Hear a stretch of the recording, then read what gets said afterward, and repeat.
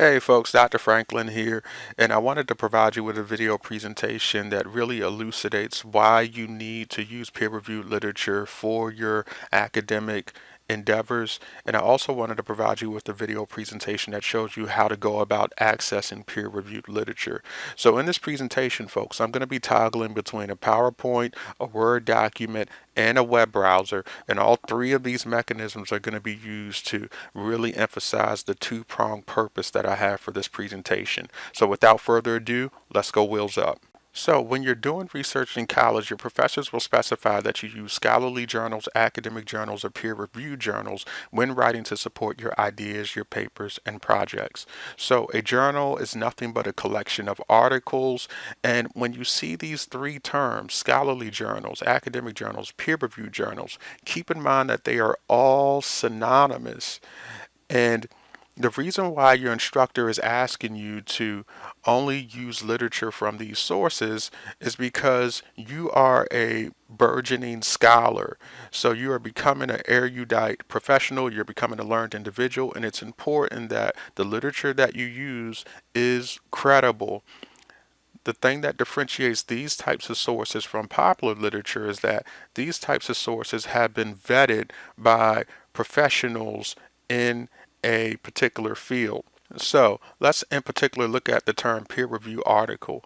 Peer reviewed essentially means that it's been reviewed by professional peers in a particular field. The thing that differentiates these journals from other popular literature that you may see, say, in a checkout line at a grocery store, is that these journals are written by experts for experts. So, given that you are a growing professional, you are becoming a scholar in your field, it's important that the literature that you use is written by experts so that you can be building up your knowledge, your skills, your abilities, all of the characteristics that make up a good professional in your field. It's important that all of that is being built on a solid foundation. So, just to make the distinction between popular articles and scholarly articles a little bit more apparent, I have some examples of popular articles that are oftentimes found in magazines. You may see these magazines when you're checking out at different grocery stores or at different places where you shop. They are used to inform and entertain the general public. So, big emphasis on the entertainment piece because these articles are seeking to stimulate you and entertain you a lot of times in some way, shape, or form. Now, I do not want to stereotype or generalize across the board that none of these authors that are writing these articles in these magazines know what they're talking about. Some of these authors may have a background in the different things that they are discussing, but that is not uniform across the board. So there could be an author that has a background in mass communications and journalism, and they're writing a piece dealing with mental health. So you can see how one may not necessarily be related to the other, right? You got a background in mass comm and journalism, yet you're talking about mental health, right? You would wonder, okay, what gives you the qualifications to talk about mental health, right? What type of education have you gotten, informal or formal, preferably formal, right? So, because of the variability that oftentimes is present in these popular pieces of literature, it's really important that you're using scholarly literature when you're doing research and when you're going about completing your assignments. So, just to make the distinction between popular articles and scholarly articles a little bit more apparent, look at the covers of these magazines. So on the covers of these magazines, you have people that are featured prominently. These people may be high profile individuals, they may be celebrities, they may be millionaires, they may be extremely talented musicians, and different terminology is being used on the cover of these magazines to grab your attention. Let's take a look at Essence, right? You see on the cover of the magazine it says Tyler Perry talks black women success and being generous. 21 sexy single black men, right? Somebody that's single or divorcee checking out in the Harris Teeter line may look and go, Tyler Perry don't look like Medea right now. Okay, this is gonna help me get my man. Oh, okay, right. And they'll pay the $5 to get the Essence magazine, right? Get a little bit of information and mostly get entertainment. Look at Alicia Keys looking at you. Wouldn't it be so beautiful? Either way I'm saying, if you ask me, I'm ready. And she is hoping that you are ready to pick up this Ebony magazine. Why? Because she has the it factor. 25 women who make us sit up and take notice, right? These magazines are meant to grab you by your collar and go, nope, it's just you and I again, and I'm here to entertain you, right? And elicit all of these different emotions out of you that will hopefully lead you to make an impulse buy, right? Compare that to scholarly articles that are found in scholarly journals. Take a look at the covers of these journals. Covers of these journals are not glossy. They may have three colors at the most. They have a volume for the particular journal, an index for the particular journal, and a date that's oftentimes associated with the publication year. So we have a big distinction, right, in terms of the presentation. With the popular literature, glossy photos, people featured prominently, provocative language being used. With the scholarly journals, you don't get all of that. You just get a straightforward presentation. And these different presentations really highlight the different purposes.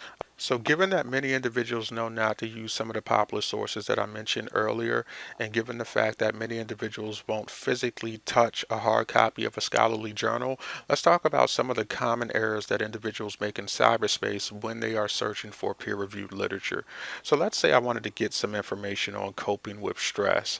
Maybe I had a research assignment dealing with this, or my mentor or my supervisor wanted me to collect some literature on it, and I decided to Google it real quick. Maybe it's for a discussion board assignment connected with the class, whatever the case may be, right? So coping with stress, I Google it and I come out with 308 million results, right? And it generated that in 0.62 seconds, right? It's amazing what's at our fingertips in terms of information. Now, it's great that the CDC is listed first, given the timing of this recording and the fact that we're dealing with this coronavirus pandemic. CDC is a trusted source, although it's not necessarily peer-reviewed literature that you would use for a paper, even though it is credible, and depending on whatever the requirements are for your assignment, it may be okay. Moving down, you have over hundreds of millions of results to wade through, right? You got stuff on Brainline, you got WebMD, you got Psych Central. Let's say you elected to go with Psych Central, right? After all, it says Psych Central, right? So it has that surface validity, or at least in the terminology presentation, it seems to be on par with what you need. Why not click on it? Coping with stress, Psych Central. So you decide to click on it. Maybe you got a discussion board forum dealing with coping with stress. Maybe you got some kind of research paper you're putting together. You scroll down, you see John M. Grahol, and then you see these letters after the name. Aha, this must be peer-reviewed literature. Got it. Pump your brakes. Okay, if you're thinking like that, stop thinking like that. So this is not peer-reviewed literature in the traditional sense. So we have no indication that this is a larger article that's a part of a greater journal. We don't have any indication of that. Furthermore, we need to learn a little bit more information about John M. Grohol. Is he really a PsyD? What's his background? What kind of training does he have? This appears to be hyperlinked. Let's go a little bit further. Okay, so we get some information about him being a founder and editor-in-chief of Psych Central. He's a psychologist, he's an author, he's a researcher, he's an expert in mental health online. Okay, and then you get some more information about him. All right, so maybe he's legitimate as a person.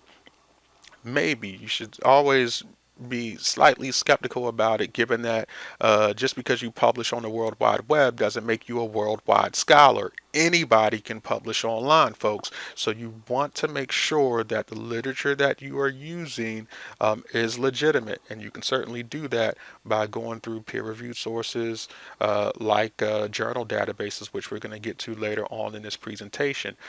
So this definitely appears to be a popular website, right? A place where you can get information that will perhaps inform you and entertain you in some type of way, but it's not necessarily peer-reviewed literature. We have no indication that this particular article has been reviewed by experts in a field. It may be reviewed by a expert, but we don't have an indication that it's been reviewed by experts in the field. Also, we need to know a little bit more information about Psych Central. An About Me page would really help in that regard to kind of elaborate on the purpose of the website, the relevancy of it, the audience that it's for, etc. So, most journal articles or peer reviewed sources that you'll come across have a certain way that the literature is presented. And I want to talk about that right now by going back to the PowerPoint. Most of the journal articles that you'll use for research purposes or any kind of assignment have this type of breakdown within it. So there's an abstract that provides a summary of the article. There's an introduction that gives you some background information and probably a theoretical underpinning for the research or the argument. There's a materials and methods section, which serves as almost like a recipe or a cookbook if another researcher or another chef wanted to duplicate what the author of the article did. And there's a results section which provides you with data and findings. And then finally, there's a discussion section which gives you the practical implications of the data as it relates to the population of interest. So you will find that there will be headers breaking down the literature of the article along these lines. Let me show you an example of this. So this is an article dealing with African American male students. So it says, I have to be 3 steps ahead. Academically gifted African American male students in an urban high school on the tension between an ethnic and academic identity. Interesting. Now, let me highlight some things. You have the journal title at the top. You have the publication year there. You have a volume there with 40, and then you have the pages of the journal article within the larger journal, which is 472 to 499. So essentially, you're looking at about 27 pages of reading there. Keep in mind that about a third of it is probably going to be references. Now, again, we start off with the title. We have the authors listed. We have when it was published. In this particular case, it was published online about 12 years ago. Right now, we're in 2020. And we have an abstract that summarizes the gist of the article. So the purpose, the main findings, and the implications. You have some key words here, and I would recommend keeping a Word document open when you're searching for your literature to grab keywords from relevant literature that you find. Okay, because you can take some of the keywords offered up by some of these articles and use them as search criteria as you're searching for new articles. So we got the abstract there. We have an introduction, which gives you a background of the problem or a gap in literature, right? Something that's going to be addressed within this particular research manuscript. There's the theoretical framework that I was talking about. And then we have a more focused breakdown within the introduction. This one in particular is dealing with academic identity of African American students. We got another breakdown. And then the introduction, folks, usually ends with some questions that the researcher has or some hypotheses that the researcher has as it relates to an experiment or a correlational study that they're doing. So this is the methods section, which describes participants. It describes the different instruments that are used within the study. It describes how data is collected.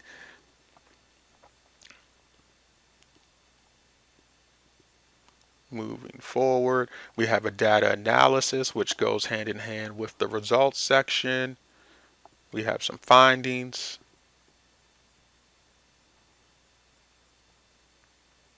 And these findings start the discussion section. It appears that this was a mixed method study, qualitative and quantitative.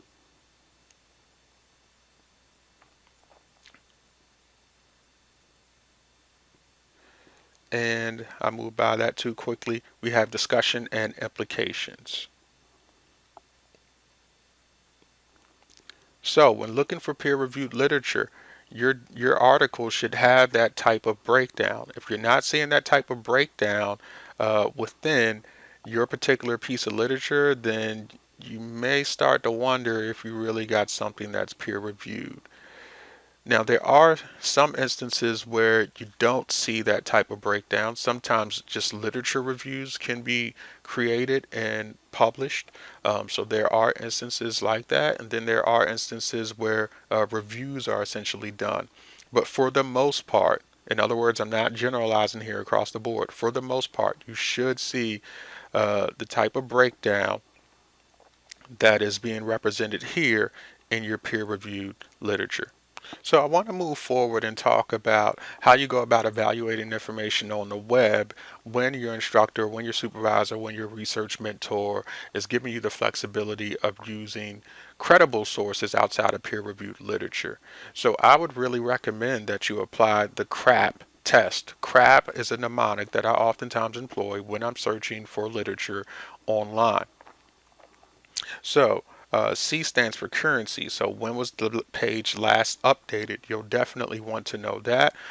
Generally, you want to stay within 5 years of the date that you're searching for literature. Your supervisor or your instructor may have a wider span of dates for you to utilize, especially if you're in another profession like maybe history. But you want to know when the page was last updated because that's going to speak to whether or not it's current, right? You want to know if it's relevant in terms of answering the questions that you have. So going back to coping with stress, maybe I had a question about how frequently one should exercise if they are dealing with a great deal of stress. All right, so I would judge the relevancy of the literature that I'm reviewing based on its ability to answer my question. Who's the authority? Right? Who gives that said person the right to accurately and competently discuss whatever topic they are discussing? Is the information supported by evidence? So is there some kind of peer-reviewed literature cited, be it experimental studies, correlational research? And what is the purpose of the information? Is it fact? Is it opinion? Or is it propaganda? So let's go back to the Psych Central page and let's use the CRAP test. All right, folks, so we're back at our Psych Central page and we're going to work through our CRAP test. CRAP is a mnemonic that stands for current, relevance, authority, accuracy, and purpose. It's CRAP with 2 A's. So let's work our way through this CRAP test to see if this is a credible source that we can use perhaps for a paper. Now, is it current? Well, it appears that the page was last updated on October 11th, 2019. It even provides some additional information about how it would take an individual 2 minutes to read it. I'm sure that makes this microwave world extremely happy since they don't have to spend a prodigious amount of time reading it. So in terms of currency, we can put a check mark next to that, right? It's within that 5-year framework. In terms of relevancy, let's say that I had the question of how frequently should I exercise if I am very stressed? So just scanning this piece of literature is a good idea. Oftentimes before I read something, I'll just scan a document. I'll take a look at the headers, and then after I read through the headers, I'll start at the beginning. So it says stress is a normal part of everyday life. There's no escaping it. However, there are some ways to deal with it that are more healthy and beneficial than others. For instance, drinking alcohol is actually not a good way to deal with stress. Wait a second, what? Oh, okay, that's right. Yeah, of course that's right, folks. And it says, while regularly exercising is, our collection of stress management articles is designed to help you figure these things out and find out what works best for you in dealing with the stress in your life. Browse through the articles below to learn more about effectively dealing with your stress in life today. And then it provides a series of hyperlinks for individuals to get to. So does it really answer my question in regard to how frequently I should be exercising? No, it does not. So in terms of relevancy, put a X mark next to that. In terms of the author is John M. Grohol. He appears to be a PsyD. Let's investigate this a little further. As long as the hyperlink appears to be legitimate and it's not going to damage my device or disrupt my network, I will click on it. Once we do that, we go deeper. So when you click on hyperlinks, you get more and more detailed information. Clicking on the previous hyperlink got us here. So Dr. Grohol is the founder and editor-in-chief of Psych Central. He's a psychologist, author, researcher. He has a master's and doctorate from Nova Southeastern University. He's on the editorial board for a journal, and he's a member of a society for participatory medicine. It says I can learn more about Dr. John Grohol here. Don't mind if I do. Click on that, and again, right, the more we click on hyperlinks, the deeper we go into information. All right, and there's a prodigious amount of information here related to Dr. Grohol. So a lot of times what I'll do is just scan the site for any kind of typos, as sometimes that can be an indication of some illegal behavior or false presentations. Okay, so he appears to be an author of a textbook, right? So I'm going to click on that just to see if that is indeed legitimate. Okay, I'm taken to Amazon. All right, self-help that works, resources to improve emotional health and strengthen relationships. It seems to be connected to the topic that I searched, coping with stress. He appears to be the third author in a string of 6 authors. Okay, and somebody's buying this textbook because it has 7 ratings. So, okay, we're getting indications that the authority here is legitimate and that they have a background in what they are discussing. This is good. Sometimes what I'll do as well is just Google the author and see what comes up.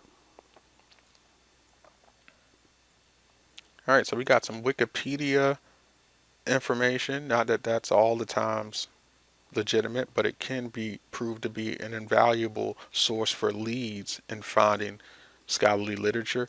Oh, there's a LinkedIn here. Click on LinkedIn. All right, and we get more information about Grohol. Apparently, he's a treasurer and board member for the participatory medicine that we read earlier. He's the founder and CEO of Psych Central. We knew that. 500 plus connections, which is telling. And he is connected with his alma mater. All right, so again, it appears that the authority is legitimate. We can put a check mark next to that. Going back to Psych Central. Does the information appear to be accurate? So a lot of times when claims are being made, authors and peer-reviewed sources will have in-text citations that back up their claims. So it's not just an opinion piece, but rather they're making recommendations, they're making connections, they are expressing content as it relates to a particular topic because they have reviewed literature dealing with that topic. Here we have no indication of in-text citations. Okay, just going back to this article I referenced earlier. Okay, look at what's taking place in this introduction. So you see all these in-text citations, right, indicating a degree of accuracy because literature is being cited. Right? So the professionals are reviewing literature in that field and they're using that as a means of making their claims. Here we're not necessarily getting an indication of that. If we click on a hyperlink here, which takes us to another page, right, we aren't really getting any in-text citations. We're just getting information. So as a scholar, you should be wary of that, right? You should be wary of that. So next to accuracy, though the information on the surface may be good and it may, for all intents and purposes, be legitimate, in-text citations should be incorporated to give all other authors of literature credit. So I'd say next to accuracy, you're putting an X. And then finally, what is the purpose of this particular article? It appears that the purpose of this article is to refer you out to another article on the site, right? Because there's all these hyperlinks that are listed after these 2 paragraphs. It also appears that the purpose of the article is to inform the public at large. Why do I say that? I say that because, we accessed it by doing something that the average 5-year-old can do, right? Which was just type in 3 words and then press enter, right? So the way in which we went about accessing it is the way in which the lay public at large would go about accessing it, right? Now, given that you are a scholar in your field, you're a scholar in sociology, social work, psychology, etc., the means in which you go about getting your literature uh, may at times be a bit different. Not that you can't find peer-reviewed literature searching Google Scholar to do so, and sometimes Google will turn up peer-reviewed literature. But usually the methods in which you would go about finding it wouldn't be this way, right? Uh, and you may not necessarily churn up results that are going to give you concentrated peer-reviewed literature. So another indication of what the purpose of an article may be is the stuff surrounding the article. So check out all of the different advertisements that are surrounding this particular piece of literature. You can get a caring psychologist from flytherapy.com. Just when you thought that you wouldn't be fly anymore, now there's a fly therapy to help you with your flyness. Right, so if you click there, you can go to flytherapy.com. You got hot topics today, right, which is more on par with what you would see in a popular magazine. You have an image here of a brain breakdown and then 5 herbs that beat anxiety. Marijuana, marijuana, marijuana, marijuana, marijuana. No, I'm kidding. But you guys kind of get the gist here, right? Look at everything that's surrounding it. So all of this is giving you an indication that, hey, this is a popular piece of literature that may be more tailored for a lay public, someone that's just trying to get some information and not necessarily a student looking to get specific minutia related content as it relates to a phenomenon. All right, so just recapping our CRAP test, that's CRAP with 2 A's, folks, to the Psych Central site. Let's see, we got a check mark by currency. We have a X mark by relevance. We have a check mark by authority. We have a X mark by accuracy because there's a lack of in-text citations. There's no bibliography or there's no reference page. And we have a X mark by purpose. The information may indeed be factored based on literature, but it needs to be properly cited. And it looks like the purpose is more so to refer individuals out to certain sources and not necessarily to answer your question, and particularly not to help you as a student generate the type of product that is going to be sufficient for a assignment submission or a manuscript submission to a peer-reviewed journal. I want to talk about internet versus library databases before I show you how to go about accessing library databases. So if you go the Google route, okay, you're likely to churn up some quick but possibly not relevant literature. That's what I meant by not finding a concentrated batch of peer-reviewed literature if you search on Google. Okay, anyone can publish online.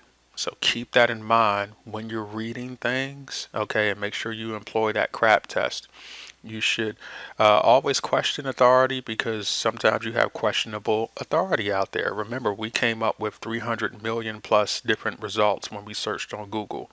It may take a long time to get quality information because you got to wade through all of the mud. You got to go through all of the muck just to get something qualitatively rich. So that may be something that you take into consideration when you think about using Google. Also, it tends to be less reliable. However, databases, you get less results, but they're relevant. They specialize in scholarly sources. You get quality information, it's easy to search, and it's identifiable authority. So without further ado, alright, so right now we're on the main NSU page, and in order for you to access the scholarly journal databases, you'll need to go to the library's webpage that is attached to the main NSU website. So there's multiple ways that you can get there, but this first way involves clicking the menu, from menu going down to academics, selecting that. After academics, go down to academic resources. And then once you select academic resources, you'll be taken to a menu where library is at the top. Click on it, and voila, you are there. Now let me go back to the main NSU page to give you an alternative route to get to the library web page. You can go A to Z index, scroll down a little bit, go to L, and then click library. And then you are there. All right. So in terms of accessing the journal databases, I'll give you multiple ways to do so. The first way involves just going to search and then going down to databases. Click on it. Once you click on it, you're taken to a page that says databases A to Z. Along your left hand margin, you get some information in regard to what a database is and if the Lyman Beecher Brooks Library actually owns a specific journal. Remember, I was telling you all that most of you won't actually manipulate with your hands a scholarly journal. Some of the scholarly journals are available in the library for you to utilize in the library and maybe even check out. So if you click on that hyperlink, it'll give you an indication as to which ones are available. I think for the most part, individuals should be anticipating just downloading a PDF or downloading an HTML file that represents a particular piece of literature you want to use. So back to actually accessing the journal databases. Click on libguides.nsu.edu. And then once you're here, it just gives you an A to Z running of all the databases that the library has access to. I think the first thing that you should do is go up to the subjects drop-down menu and select the subject of your choice. I'm going to select psychology. And then once you do that, it's going to filter out all the journal databases that don't have anything to do with psychology. So all of these are searchable. I'll give you a rundown of the journal databases that I tend to utilize the most. So Academic Search Complete tends to be utilized quite a great deal by me. I also utilize PsycNet. I like utilizing Taylor and Francis Online. And I really like Psychology and Behavioral Sciences Collection. Now, those are just my preferences because I tend to get my needs met through those particular databases, but feel free to explore. After all, there's about 25 or so here. So, click on Academic Search Complete. And it automatically takes me in because I've already signed in. I'm off campus right now. For folks that are off campus, once you click on your very first database, you'll get prompted to input information into this Open Athens window you see here. So once you click on your first database, this will pop up and you'll have to put everything to the left of your @ in that username section. Okay. So for me, my email is asfranklin@nsu.edu. So in that username section, I would put asfranklin, and then I would put my NSU login password there. And once I do that, it will sign me in, and it will be retroactive in that once you move forward with Academic Search Complete or whatever database you've selected, you'll be able to go back to this main page and go into these different databases without having to put your user information and password in again. So I've already done that, so it's just automatically pulled up. I can enter in my keywords, and the keywords of course are going to be related to whatever subject or topic I'm interested in, and the keywords will also be connected to maybe authors or a particular inventory or even the population of interest that I have. Now you got some different ways that you can set your searchable criteria. So you can choose to put in an author's name or the title of an article. Okay, so let's say like I found a piece of literature online dealing with religion and coping with cancer that I was interested in. Okay. let's say I was interested in this article. I just Googled it, right? And remember I told you when you Google, you get a mix of different things, right? Some reliable, some not reliable. This appears to be legitimate. It appears to be a peer-reviewed piece of literature. Why? Because it's cognitive and behavioral practice. It's got a volume. It has an issue, has a publication date. We got page numbers associated with a larger journal. And we see a component of a peer-reviewed article. We see an abstract. All right, let's say I was interested in this particular piece of literature, right? I could take the title, copy it, and then go to my search criteria, select title, and just copy the title in there and see if I can possibly have access to it. Okay, so that's one way that you can kind of use this search criteria. And showing you how you can use the search criteria also showed you how you can go about using Google when you find pieces of literature that you don't have full access to. So the same way I took the title from here and put it into the search criteria in the journal database is the same way you can do it with whatever literature you're interested in. You can do the same thing with the authors as well. And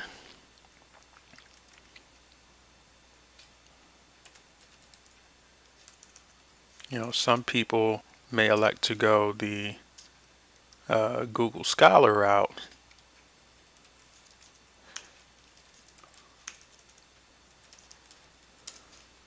Sometimes when you go to Google Scholar route,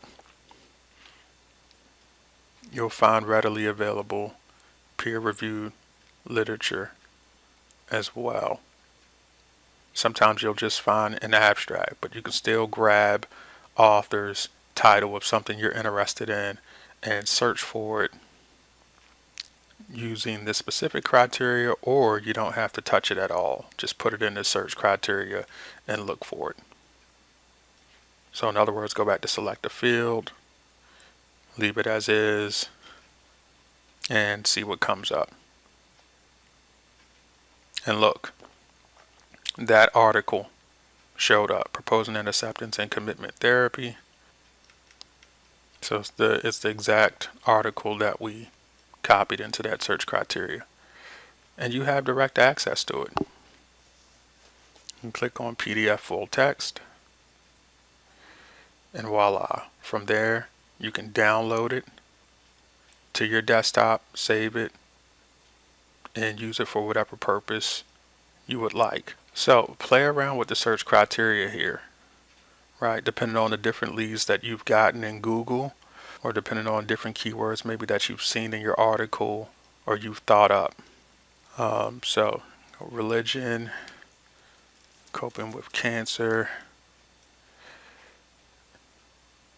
So sometimes I'll just start with a blanket search like that.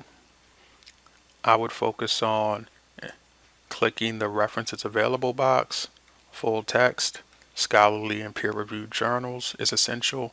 And then if you're looking to stay within a certain time frame, you'll want to make sure that you put that clause here, right?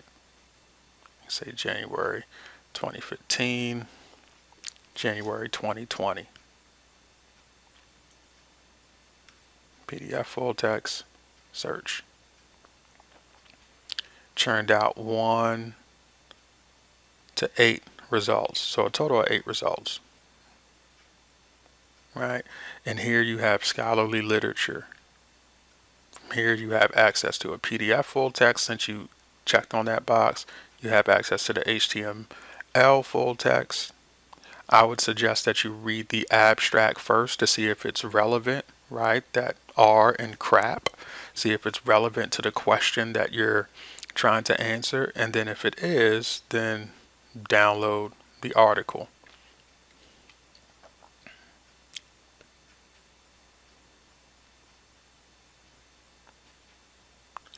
Now, in the articles, you'll find keywords that you can use, okay? And this is where your Word document comes into play. So you can have a Word document off to the side, copy these keywords into the Word document, and use that as a lead for you to make future searches, and also use it as just a documentation of your process so that you're not using the same keywords as you search. Now, take a look at these keywords.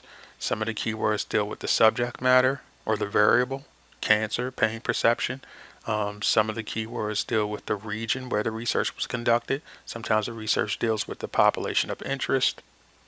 And then this is another indication of a variable as well.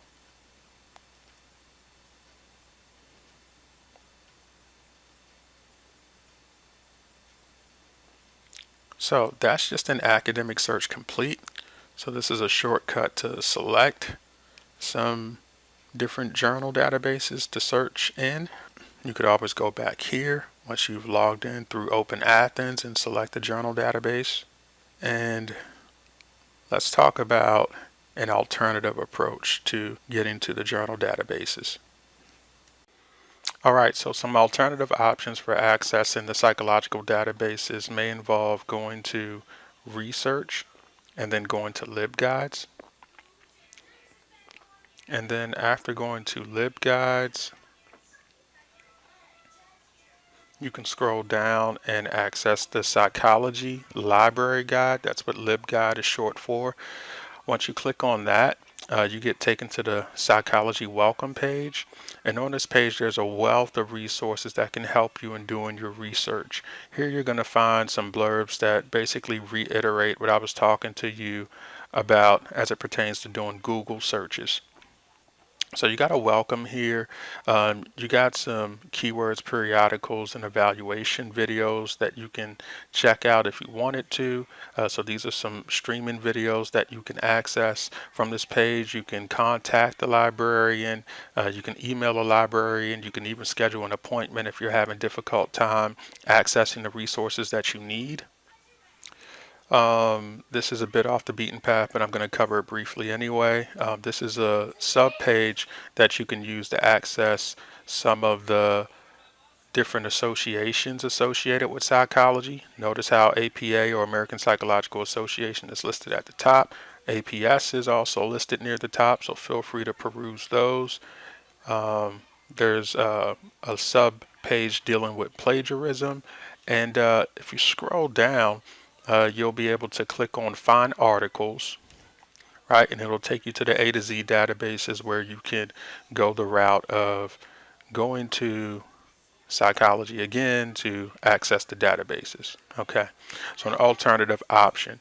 And then you have Find Books here. You can use that as a means of accessing some peer-reviewed sources. You can type in religion and coping with cancer or whatever your interests are into the search, and it'll pull up books, some of which you can access online. So if you click on website, it will take you to a new page where you can have oftentimes automatic access to the PDF full text, and you can also download it. There's also options in regard to emailing yourself, printing it, saving it to Google Drive.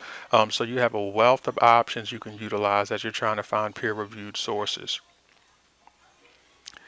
Occasionally, you may come across an article that you don't have immediate access to, and you may have to go through the interlibrary process, the interlibrary loan process, in which you go about getting the material that you need from another institution. So you can get it essentially like a loan. It's a free service that allows you to borrow materials from other libraries and pick them up at the first floor access service desk. So if you've never done interlibrary loan before, then there's some instructions that you need to follow in order to set up your account. And then after you email that document to the library, they will be in contact with you in regard to next steps.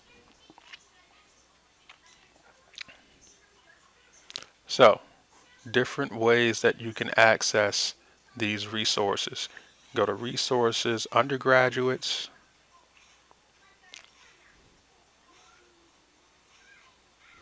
From here, you can go to Research Tools.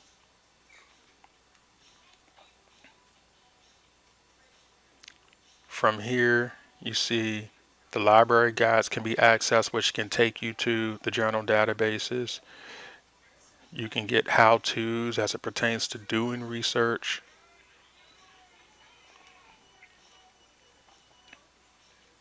And this covers some of the things I've already discussed: how to search for peer-reviewed articles, applying the famous CRAP test, evaluating information.